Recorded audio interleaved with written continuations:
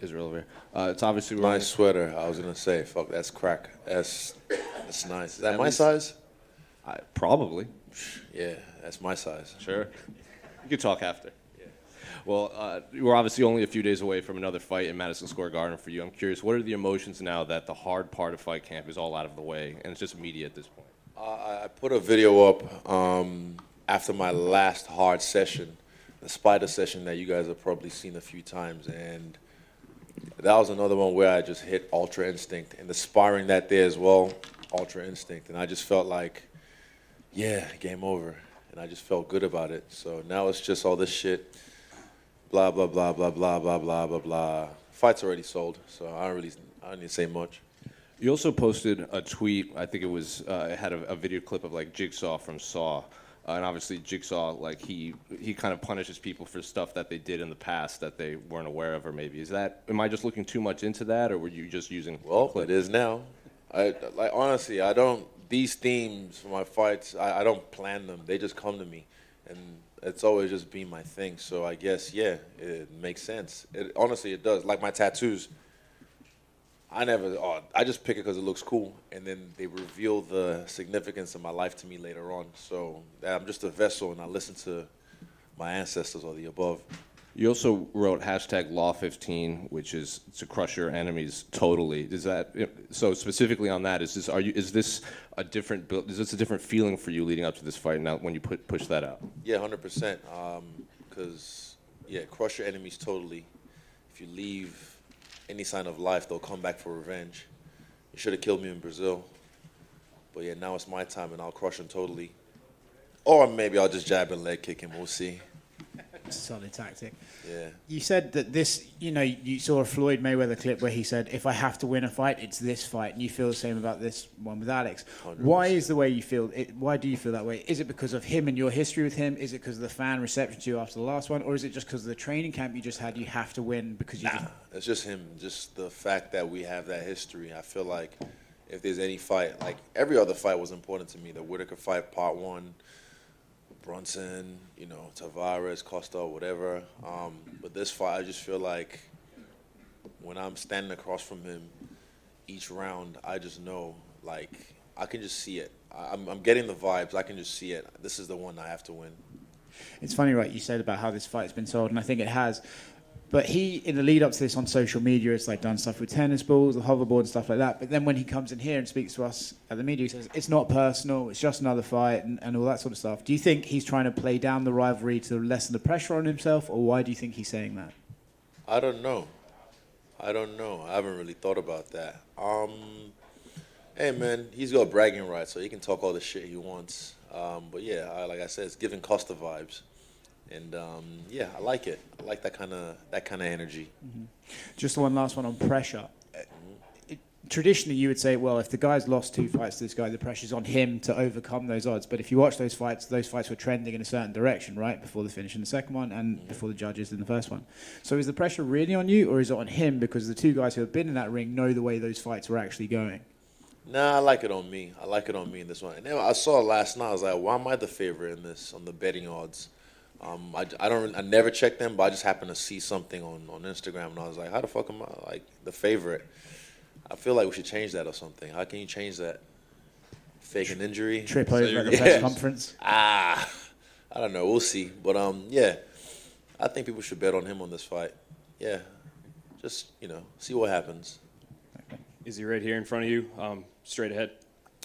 Since Alex entered MMA, he's been asked ad nauseum about you and fighting you. I wonder for you, when you heard that he was going all in, was this initially something that you really wanted, or have you had to kind of build yourself up until he emerged in front of you again?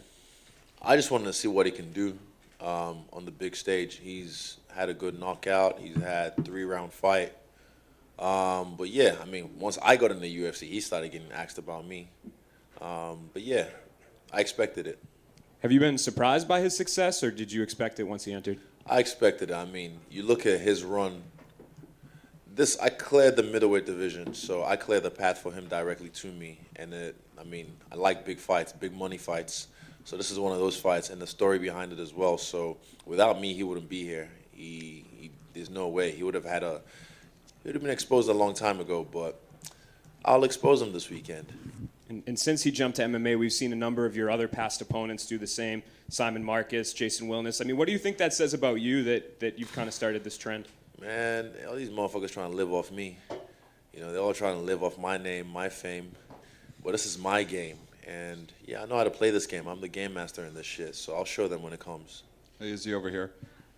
Over here. Right. Just a quick question. Obviously, you know, you made the mention of the betting odds and that you don't normally pay attention. I mean, you've been going off like minus 700 your past couple fights, but this is the first one that it's somewhat narrow. I'm kind of curious, like, do you agree? Like, is this the first guy He should be the recently? favorite. I don't know why. Well, these betting people or whoever makes these odds sometimes, I just think he should be the favorite in this fight. Perfect. And then second question, obviously your intro walkouts are always pretty iconic. And last time, you know, the semblance to walking out to your opponent's funeral, like, do you have something special planned for this weekend? I'm just going to walk out and do work. But the theme is the theme is already set. Thank you. Izzy, right here. You admitted that this fight is personal to you. You said the last time it was really personal was Paulo Costa. That was one of the best performances of your career. So do you think being personal makes it an advantage for you? You can ask Jeff St. Lair from JSV. He'll tell you the truth. That guy right there, he knows. He's broken it down to me before. But I like these moments when I'm forced to rise to the occasion. And I know who I am. I know my spirit. I know my code. I know my ancestry. So, yeah, I mean, he's a tough guy. But, you know, I'm all right. We'll see. So last time you were in front of the media, you got pretty mad and you told us to do our job. Go watch. I'm being honest. I'm glad you guys did, actually, because David told me some of you guys did. So I did. I did my job, and I watched the fights. I want to ask you, do you think the first fight, do you think you got robbed? Because a lot of people think you won that fight. You can see the faces of myself and himself once his hand got raised.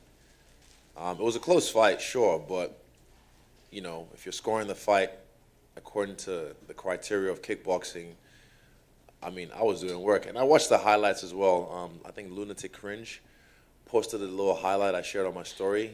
And I was seeing the shots I was hitting him with back then, but he was just able to eat them because I was a skinny boy, skinny clow back then.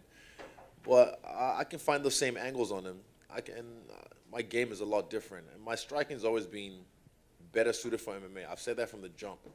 I'm just really good at striking that I just dominated in kickboxing. But my striking has always been better suited for MMA. And, yeah, again, we'll see. Obviously, you've improved. I know you're an analyst of the game. You like to study. What about him? Do you think he has improved since then? Yeah, of course. I mean, he's a guy I feel like he learns fast. And he possesses really good traits that he brings to MMA as well. His frame is really good for MMA. Kind of like mine. We're pretty much the same size. He's just stacked. But I'm brolic right now. And, yeah, I look forward to even being hopefully in the clinch with him just so he can feel me a little bit. And my last question, everyone's expecting this high-level kickboxing match. Any chance we get to see a little more wrestling from you? I think he might shoot. I don't know. But I just have this weird inkling, and I've said it like 3 times now, but I welcome it. I know how to wrestle. I know some jiu-jitsu. Still a white belt, you know, but yeah. I mean, if he shoots on me, I'm taking his neck. I'm taking everything. So we'll see. But I just know my striking is, bruh, you'll see. There's not much to say. I mean, there's not much to say. I just got to show it, and I will show it. Good luck to you. Hi, Izzy. Over here in the back. In the over here. back. Yeah. Yeah. You said in the lead up to this fight with TMZ, you want to make this fight into a horror movie. If you had to make this, if you had a title for this horror movie, what would it be? A Quiet Place. And then speaking more on movies, you're a big Marvel fan. Are you going to see Black Panther 2 featuring Kamaru Usman? Of course. Fuck yeah. I'm going to watch part 1 again, and then I'm going to watch it. I'm going to watch part 2 because I've already had great reviews from it as well. I've seen people post 10 out of 10. Like, people I know, I don't look at fucking all these critics or reviews sites or whatever, Rotten Tomatoes or whatever. People that I know have said it's one of the greatest movies they've seen, so I look forward to watching it. Probably after the fight. Mm-hmm. And how soon can we see you in the movie industry? Like, do you feel like it's going to be a few years, maybe after you're retired, or like when do you want to go into that? Tim. Just Tim's face. Even for the, can I talk about Tim? The other one. So like, I mean, I would have filmed for Creed 3 probably, maybe 2 weeks ago, but I turned that down, and that's like the fourth one I've turned down because, again, this is what I'm doing right now. I'm great at this. I'm learning a lot at this. I only just threw that there because I asked Tim first if I could. Hollywood's right there. It's always going to be there. Voiceover work is right there. I have a lot of anime ideas I'm going to put out there as well with my own production company. So all that shit's for later on. Right now, I'm one of the baddest motherfuckers in this bitch, so I'm going to keep doing that. Is he right here? Israel over here. Hands up so I can see where you are. In the back? Yeah, there you go. Right here. Hands up? Right here. Okay. We had Alex in here earlier, and he got asked about something you just kind of did about like the grappling side of it, and he basically said the first one who shoots is kind of already doomed because that shows a sign of desperation. What would you say in response to that? The first one. Fuck. First one who shoots. I'll shoot my fist at his face. I don't know. I'll take him down by knocking him down. I don't know. Fuck. This is mixed martial arts, isn't it? When he gets rock and he shoots, I mean, does that mean he's a bitch then? That seemed to be the way he framed it. Okay, sweet. And I just want to know, like, you obviously have a great appreciation for the history of combat sports and MMA and everything. And this story, you know, them signing him and this happening, it kind of reminds me of, like, Chuck Liddell when they brought in, like, Babalu or Jeremy Horn because they'd beaten him, like, pre-UFC and things like that. Do you like that they're kind of...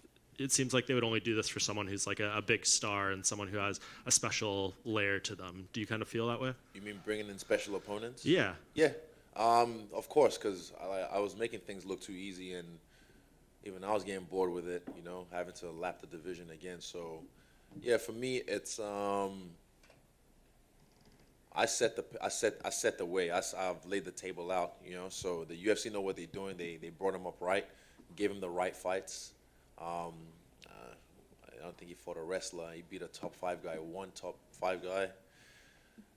I fought a top 10 guy in my fucking third fight in the UFC, and I just headlined since and stole the show. So my run is different, but I appreciate my run because of the way I did it. And yeah, let him enjoy his time right now. Let him enjoy his 15 minutes. Thank you. Israel back here. Right back Hello? here. Yep. Hey, Israel, welcome back to New York, by the way. Thank you. So your greatness cannot be understated, and especially in like kickboxing, comparing you to like Ernesto Hus and the great like Jerome Banner, MMA, the next Anderson Silva. But right now, you are the first Israel Adesanya. Amen. You know, again, greatness cannot be understated. What is left to accomplish for you, considering that you're now the world champion, you're considered already one of the greatest of all time? What's left to accomplish? There's a lot in this game. For me, it's just doing what I'm doing, beat everyone up in my way. I never really chased these accolades or these, you know, records or whatever. You put a guy in front of me, we knock him down, you know, and everything else follows. I said it before, I said it again. Jeff, what did I call the belt when I first got to the UFC? Fancy tiara. Exactly. I've always said it's a fancy tiara you just wear. All I wanted to do was beat the best in the world, and I've been doing that. And this came, the money came, fuck, everybody came. Yeah. Gotcha. And one more question. Personal assessment on anime. What's your opinion on Cowboy Bebop? See, that's a classic I haven't seen yet. I just got onto Chainsaw Man, and I'm liking that right now. I don't know who's seen Chainsaw Man. It's not. Is it not the best thing on TV right now? Fucking awesome. Like, I just didn't, the way, like, who thinks this shit up? I love it, honestly. Like, I think it was friends kind of just told me, like, oh, you should have a look at Chainsaw Man. I was like, all right, bet. And yeah, that just, it blew my mind. So I think I have to catch up to the 4th and 5th episode. Yeah. But yeah, I'll catch up to it soon. 2 suggestions, Cowboy Bebop and Fooly Cooley. I promise you. Also, the one that came out in New Zealand on Disney Channel, might be Hulu here. I think it might be Cowboy Bebop, the new season. It might be. There's Bebop got canceled and like. Oh yeah, Bebop got No, canceled on not canceled. Netflix. No, it was a new one. Oh. Buzzkill. No, hold up. Sorry, 2 seconds. I got it. Oh, please do, sir. Intermission music. Talk amongst yourselves. Talking amongst myself, sir. Hold up, 2 seconds. Champ is looking on Google right now. Just looking at my Disney app just to see because it might still be on New Zealand. There's a new one. I'm gonna take notes too. Sorry. It's the one my friends were telling me, like, the first episode of the new season was fire, so they're hyping it up already. It might not respond because we're in America, but we'll see.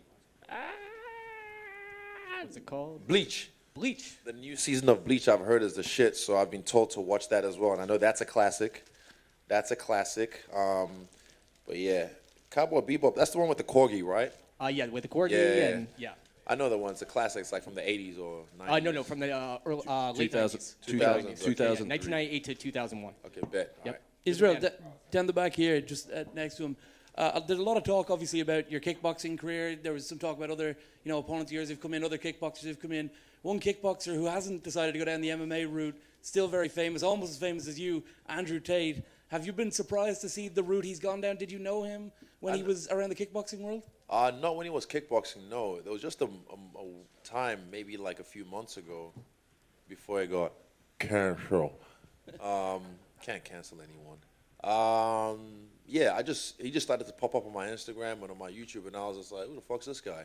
But then, listening to guys like Andrew Schultz talk about the smart system he did, I'm paraphrasing, but he paid people to like post or make pages about him and just flood the internet. If he created that marketing strategy, that's pretty, that's a genius way to get, because he was on everybody's page. I never really followed his career as a kickboxer, and I don't know what he's doing now. Are you a fan of his? Like, you see his posts, everyone sees his posts all over the place. Are you a fan of his? Would you train with him if you offered or anything like that? He's been around, Leon Edwards, other champions in the UFC. Oh yeah, I saw him in Dubai. Yeah, people were going at Funk Master for that, and I was like, you can't hang out with people. What the fuck? I mean, if he shows respect, I show respect. I'm not a guy. I take things at face value. I've never met him in my life, so I have no anything with him. But some of his message I can understand people didn't like, but I've heard some of it, and I feel he delivers it in a different way. I like Jordan Peterson. He gets the same message across, but without the bravado. I like bravado. I like the style, but I think Jordan Peterson gets the same message across like Andrew Tate, but he gets it across in a different way. Yeah. Israel, just down here. You said this weekend this is one that you have to win. Has this felt like a shadow kind of following you around? Do you feel like you're finally able to close that chapter now? Oh, no, it was never following me around. Like, I guess, not in my world. I let this go a long time ago. But, like I said, the universe blesses you with an opportunity to rewrite history the way you want to rewrite it. So I will. And every fight's always the fight I have to win. Every fight. This one just has that extra little butter on it. That's why I'm like, oh, excuse me. Yeah. And you mentioned briefly just earlier about kind of your legacy. But, when it's all said and done, how do you want to be remembered as a champion? As a champion, I fought everybody. I never ducked nobody. I went up in weight. And, that's still going to happen later on as well. But I just want to be known as a guy who created emotion out of people when he fought, who never ducked anyone. I always called out the best guys, when no one wanted to fight him, when they were supposed to be fucking boogeyman. You're saying that about this guy right now? He's the boogeyman. So I'm like, all right, bet. Boogie. Thank you.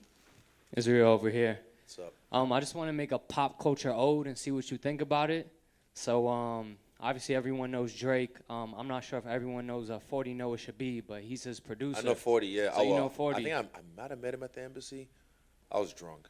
So I want to get your thoughts on how would you compare their relationship to you and Eugene's relationship, because Drake is in the forefront. He gets all the praise and 40's in the back, and they collaborate in silence, and Drake gets the the applaud from the public. So I just want to know how big of a impact He's trying to walk away now, but Eugene gets shine. He gets shine all the time. You see him on Ariel. Yeah. He talks his shit. Yeah. He's out here, so I'm glad he's finally getting the shine he deserves, because for years, not just him, but New Zealand was under the radar.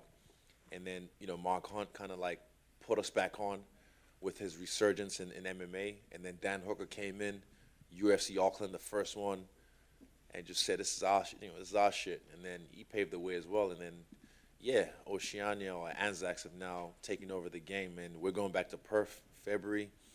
Yeah, I look forward to watching that. My boy Alex, become the double champ. I'm gonna be in the crowd, drunk as fuck, and yelling obscenities at him. Yeah. And one more, the energy for this fight. Do you feel it's a dark energy? Is it? Yes. It's a dark. Okay. For myself, but like I said, I can't be here right now because it's just a waste of energy. What's that gonna serve me? It's like, nah. When it's time to get dark, black as fuck. Yeah. Izzy, one other thing. Hands up, please. Oh yeah, there we go.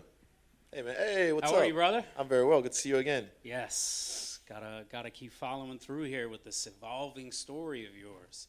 You were saying how you are a fan of Jordan Peterson. What has been one of your favorite takeaways from his lectures and what he talks about? I posted one the other day that I already kind of knew from him. I learned from him, but I didn't like the way the interviewer was asking the question. Like, when you watch the whole interview in its entirety, he's trying to, like, almost clickbait him. He's like, oh, you're saying you should go ahead and beat women. He's like, I never said that. And I love the way he responds to critics as well. He never gets overly emotional.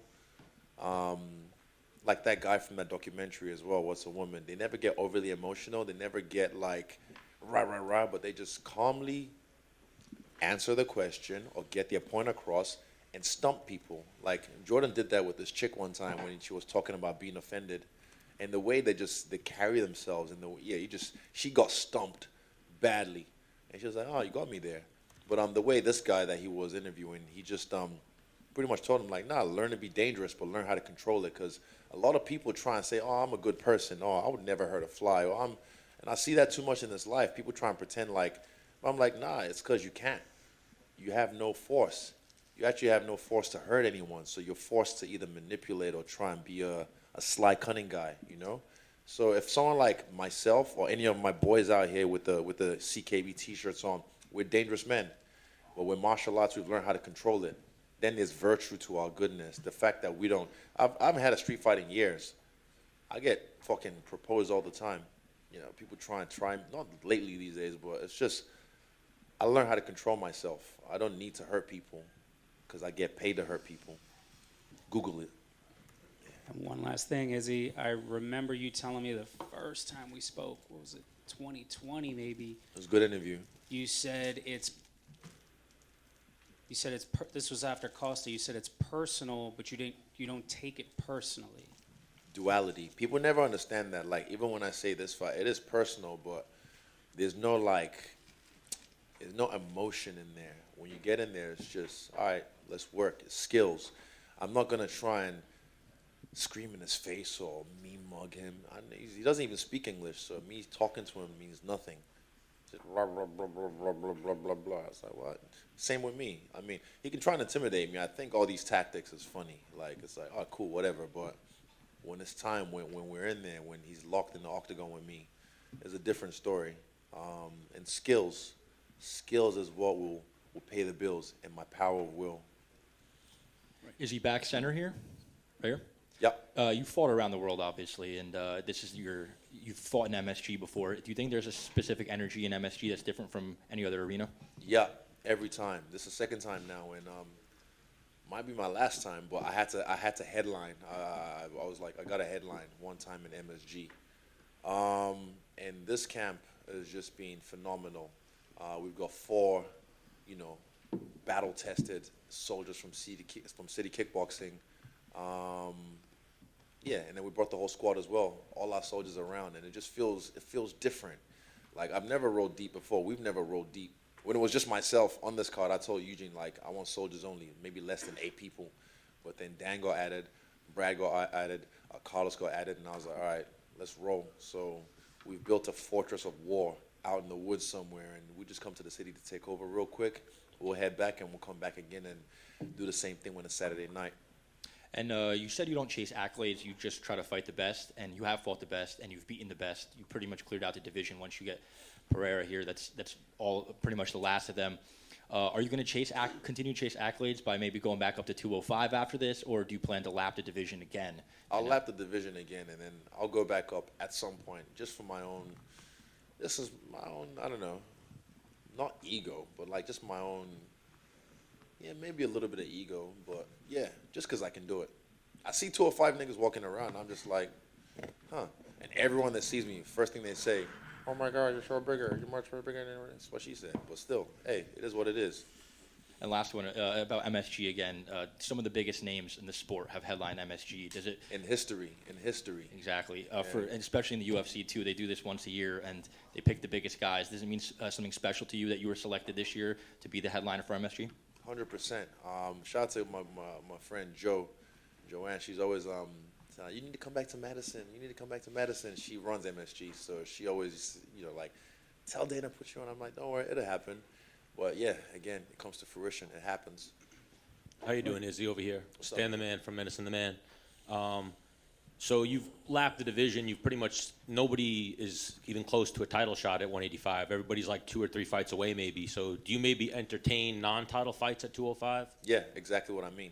It doesn't have to be for the belt. Like right now, my other Paradigm guy, Jiri's got the belt. So let him do his thing. I just like testing myself. Again, there's heavyweight. I might just pick. I'm not saying I can beat every 205 guy or every fucking heavyweight, but they'll have problems with me. And yeah, there'll be times when, Eugene might say, take that guy out. And I'm like, who? What? All right, bet. And I'll take him out. You know how once you fought a guy, you kind of share something weird with him. You fought Alex twice. Did you find yourself rooting for him when you watch his fights? I never watched his fights. You never seen any of them? I only found out he was a double champ at Glory Hole, like maybe sometime this week, and I was out, sure. I know every time I fought, he watched. And as far as interactions, you guys obviously fought. Did you guys ever have any interactions outside of fighting? We don't like each other. Sometimes energies don't mix, and that's fine. I applaud you in life as well. Sometimes energies don't mix, and you just go where you're celebrated, don't go where you're tolerated. So with me and him, we don't like each other. After this, we won't like each other. When we're old men, we won't like each other. It's just how it is. Yeah. Right here, and do you have a after party of any kind planned? Yeah, 52, Area 52, 54? Space 54. Shout out to Tim. I fucking fucked that up. What is it? Space 54? Yeah, Space 54. Come pull up. Have some shots with us. Yeah. Right here, is Thank you. Right up here? Hands up, right please. Here, right here. Oh, here we go. Pereira was in here earlier, and I asked him, aside from himself, who did he think had the best striking skills in the UFC? And he said you. I was just wondering what your response to that was. I mean, yeah. Thank you. Yeah, no, he's great at what he does. Someone said something about lucky. I've never said he landed a lucky shot on me. Whenever I see people say even, this guy landed a lucky shot, there's no luck. There's a little tiny element of luck, but nah, when you set someone up and you want to punch them in the face and you punch them in the face, you're meant to do that shit. So I've always given him his respect. And again, when it's time, he'll give me my respect. He'll be forced to. Easy. Thank you guys. Appreciate it.